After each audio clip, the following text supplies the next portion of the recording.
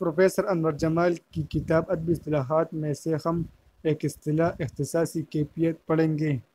اختصاصی کیفیت: تخلیق، شاعری میں موضوعات کا تذکرہ اس طرح کرنا کہ ایک حصہ دوسرے حصوں کے ساتھ گل مل جائے۔ شاعر موضوعات یا ادراکات، رنگ، خوشبو، آواز، ذائقہ یا لمسیات کی کیفیت کو بیان کرتے وقت یہ انداز اختیار کرے کہ حصے ایک دوسرے کی جانب منتقل ہو جائے۔ رنگ باتیں کرے اور باتوں سے خوشبو آئے۔ رنگ باتیں کرے اور باتوں سے خوشبو آئے، درد پھولوں کی طرح مہک کے اگر تو آئے۔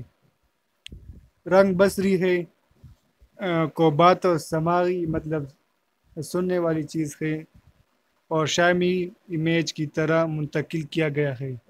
اس رنگ میں بھی صورت گلزار دیکھنا، اس رنگ میں بھی صورت گلزار دیکھنا، پھولوں کے رنگ سونگھنا، مہکار دیکھنا۔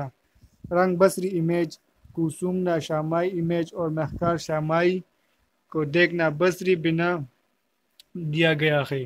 عبدالحلیم ادم کا شعر ہے: ان کی نازک انگلیوں کو دیکھ کر اکثر عدم، ان کی نازک انگلیوں کو دیکھ کر اکثر عدم، ایک ہلکی سی صدائے ساز آتی ہے مجھے۔ انگلیوں کو دیکھنا بصری ہے یعنی دیکھ آ رہا ہے، صدائے ساز آنا سماعی یا سننا کی طرف منتقل کیا گیا ہے۔ ورڈز اور کیٹس کی شاعری میں اختصاصی کیفیت بکثرت ملتی ہے۔ اردو میں جوش، انیس کے خاص کے شاندار نمونے موجود ہیں۔